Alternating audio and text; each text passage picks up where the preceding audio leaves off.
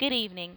My name is Sharonda Watkins, and today I'll be presenting to you Group Six's project for ISC 545 with Carnival Cruise Line. So the objective of this presentation today is to provide background information on Carnival Cruise Line, identify key issues within their operations, discuss possible alternate courses of action, evaluate both pros and cons of each course that we've suggested, and then provide our overall recommendation. Just to give you all some background information, Carnival Corporation is the largest cruise company in the world. They provide cruise vacationing at a bargain price compared to other cruise lines. They also have the reputation of being called the fun cruise, so they tend to attract a younger demographic. And approximately two-thirds of their cruisers are first-time guests. They generate revenue typically from ticket sales, shore excursions, and onboard purchasing. I also must mention that they have what's called a sell and sign cards, and they create a cashless system on board so their purchases, the customers' purchases, can be tracked. Um, I do want to also note that Carnival does not have a desire to become IT innovators. So, with that being said, Carnival has accumulated over 2 years worth of voyage data that it has not yet been analyzed. And they also do not have a current guest data warehouse to analyze this data that they obtained, this 2 years worth of data they've already obtained from these sell and sign cards. Another important fact that I want to note is that there have been a decline in repeat guests, even though there's a 98% satisfaction rate once cruisers do take their voyages. Some of their methods of advertisements include travel agents, private vacation planners or PVPs, and they also use carnival.com. Now the travel agencies account for about 85% of cruise bookings for Carnival. Now although they do attract so much business, they end up receiving a 10% commission, which further cuts into Carnival's profits. And the agents also provide little data to Carnival about the customers prior to embarkation. And then again, as I stated earlier, there's some untapped data, 2 years worth to be exact, from those sell and sign cards. So let's go into key issues and our recommendations. So the three key issues that I want to focus on today are the following. Number one, how can Carnival use current and future data to better understand their customers' needs and to generate more profit? Number two, we'll explore how can Carnival leverage their brand market to compete with higher margins. Like I said earlier, Carnival is pretty much like the bargain cruise compared to the Royal Caribbean and other cruise lines of such. And last but not least, we will want to look at how can Carnival market their product to attract more repeat guests. So, key issue number one, again, how can they use their current and future data to better understand their customers' needs and generate more profit? So, some of the ideas we come up with include to either allow a third party to analyze current customer database that hadn't been tapped. They can either create their own database to analyze their data, or merge the 2 years worth of data that they had accumulated from those sell and sign cards with the current data and conduct a prospective analysis of guest transactions and to pair them up with household income. So if they allowed a third party to analyze current database, there are some pros and cons with that. So if they allowed a third party to come in and to again take over their data, some of the good things that would come out of that would be that they can tailor to their future customers' needs, because that way they'll know exactly what their customers are spending money on. They can employ tactical and strategic planning, so they create more profitable activities and onboard purchases to generate more revenue. That data can also be analyzed in a timely fashion, because being that they have a third party, they can further enforce a deadline. And last but not least, since they don't want to be IT innovators, they wouldn't have to create a database from scratch. Now, with pros, there are definitely some cons. So, some of the negative things that will come from a third party analyzing their data would include the idea of a security breach with their internal information for their customers. Another thing would be that Carnival would not necessarily own the results from their data analysis.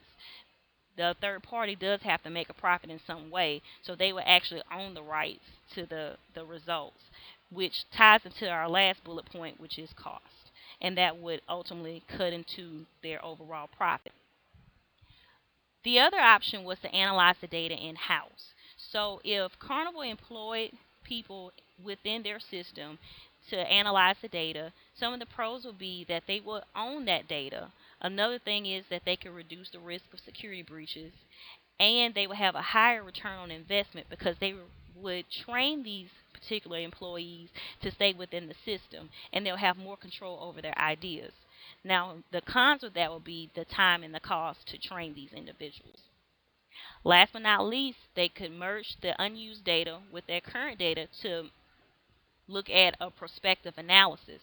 Now, the pros to that would be that they'll have a better snapshot of pricing and what appeals to customers, and they can also increase the accuracy of customer records on the ship and promote future advertisement.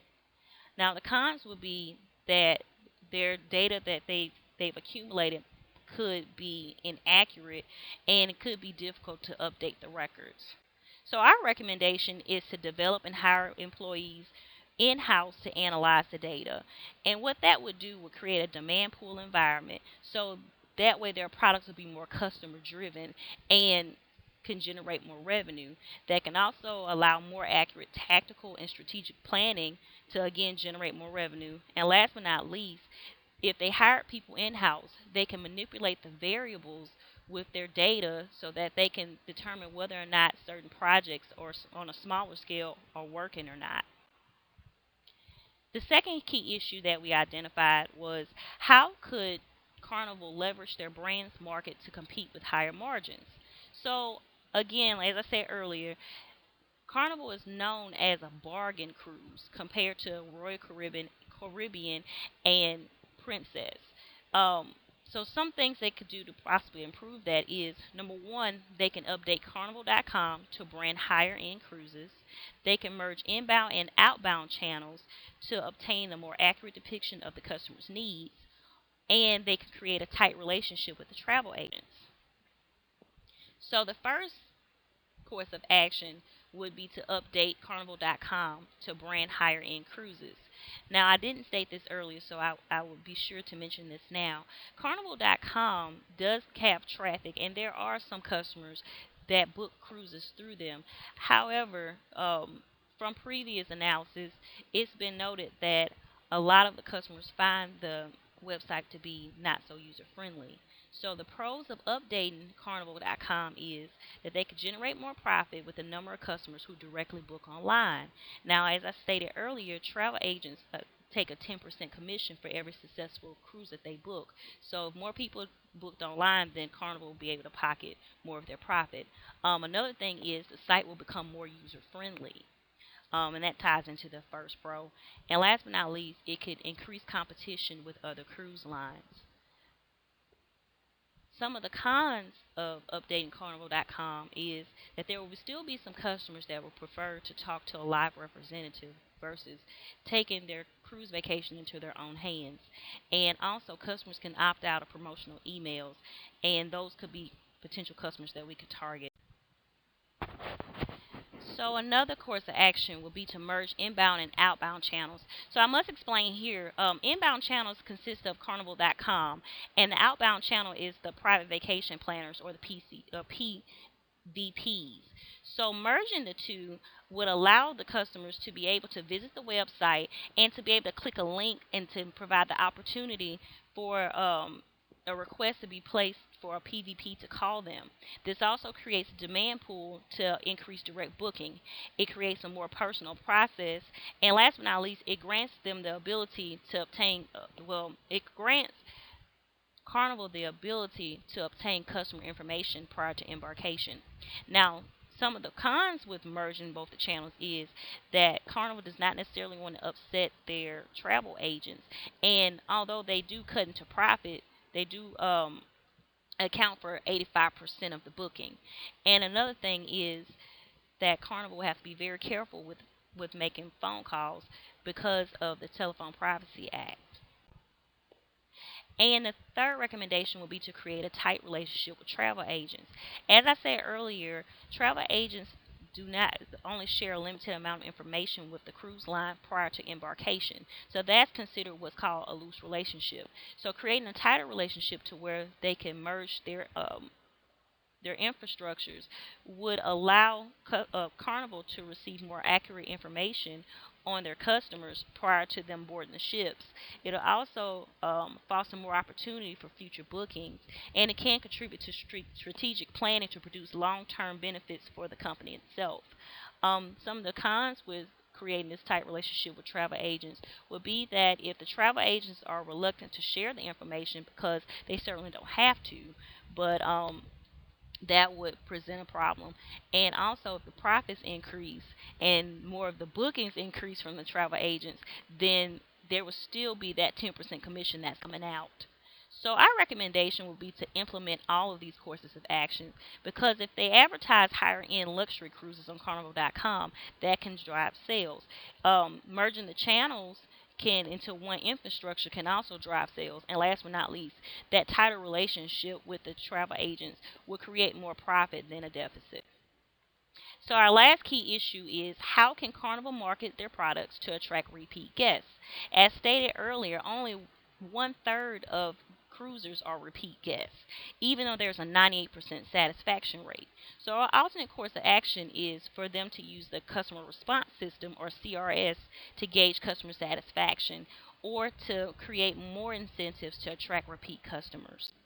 So using the customer response system to gauge customer satisfaction. Now the pros of that is that they could utilize their current database for future voyages.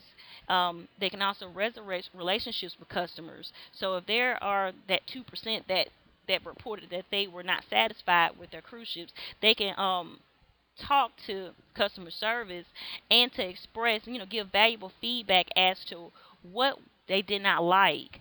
And also, we can use this information to track trends of certain activities. So if it's a particular attraction or some type of activity that's used on board that the customers do not take well to, they can be adjusted. Now, some of the cons with that is that it does decrease the return on investment if the customers do not respond to surveys and we're paying people to reach out to them. Also, it would increase the inability to distinguish between customers that have genuine complaints versus discount seekers. Um, Unfortunately, there would be a few customers that would complain just for the sake of a discount. Which leads me to our second course of action, which would be to create more incentives to attract repeat customers. So with that, we can grant the ability to gauge past customers and inform them of improvements to our cruise line. Another thing is, it locks in future commitments to cruises. And last but not least, it does create a personal touch to cruise planning for past guests. And they can share their experiences with other customers, potential customers. Now, the cons of that will be a possibility of decrease in return on investment if we give too many incentives out with those discounted products. And last but not least, it would attract more occupants on the ship that are used to being on the ship and not necessarily wooed by the glitz and the glamour of the ship, and they may or may not spend more. And as I stated in our previous example, it would still be an inability to determine whether or not these customers are genuinely repeat because they really like the experience, or are they soliciting for discounts. So our recommendation would be that for Carnival to gauge their customer experiences on their cruise line via the customer response system, because they can repair past customer relationships, they can grant incentives for repeat guests where it's warranted, and the repeat customers will return because of their exceptional experiences. Now, this concludes our presentation. I hope you've enjoyed it.